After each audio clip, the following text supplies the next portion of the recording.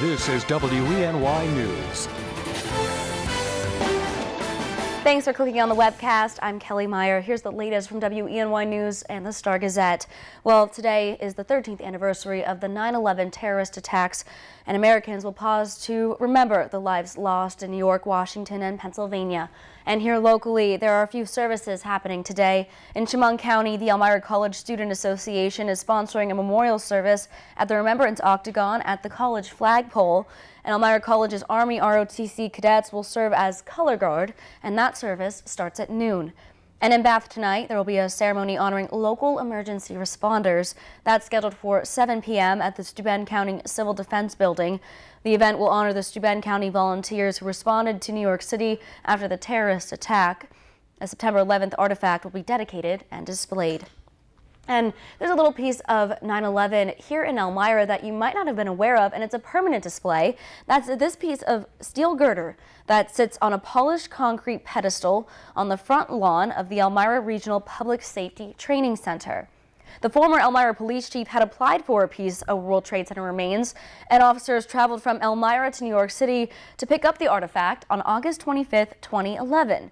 Now, the artifact is on permanent display at Pulaski Park at 316 West Center Street in Elmira. Well, back in local news now, the latest results from Tuesday's primary election show Rick Wallace and Seth Peacock will face off for Ithaca City Court Judge in the general election on November 4th. But new this morning, and according to the Ithaca Journal, the counting of absentee and affidavit ballots could change that. Tompkins County election officials say Wallace had 41% of the vote in the Democratic primary, while Seth Peacock came in with 37%. Votes will be continued to be counted today. Also new this morning, the New York Mets are being sued. Leigh Castorgene, the former senior vice president of ticket sales with the MLB franchise, has filed a lawsuit against the team in which she claims to have been fired from her position for being pregnant and unmarried. According to a report from the New York Post, Castorgene's suit alleges that the co-owner, Jeff Wilpon, was degrading toward her in the presence of colleagues. The Mets released a statement to CNN Sports saying that they have received and reviewed the complaint and that the claims are without merit. All right, now here's Craig Flint with your forecast. Craig. Alrighty, Kelly, thanks a lot. Good morning to you, and good morning, everyone. Thanks for being here on the webcast. Well, the mildest part of the day is the morning, with temperatures 60s and low 70s. Now, as we head into the afternoon, temperatures are going to kind of bounce around. 1 hour it might be 67, the next it might be 69. We might hit 70 and then fall back down to 67.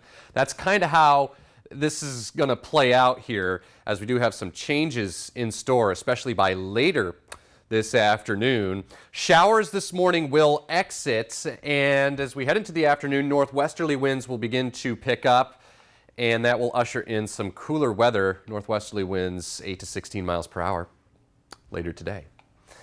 So it's the transition day today. We've been telling you about that consistently all week here.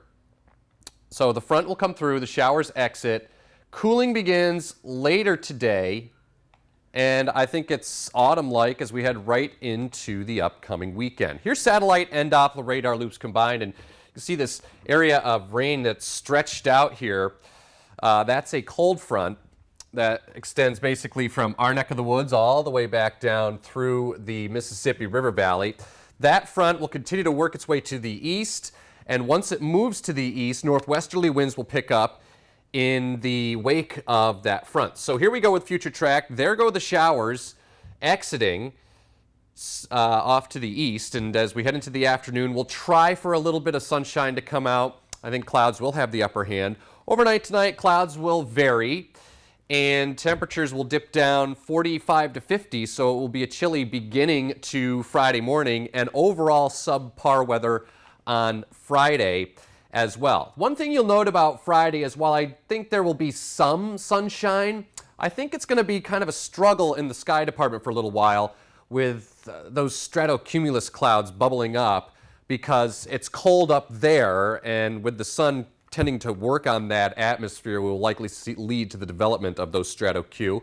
As we head into Saturday, we'll be tracking an upper air low that will zip through, and that will produce some showers here on Saturday. Here's your 7-day forecast After Saturday, the sun returns for Sunday and Monday, and subpar temperatures through the weekend, but it does get a little milder by Sunday, still a bit cool at 65, milder Monday at 69, maybe a shower or two on Tuesday. Kelly?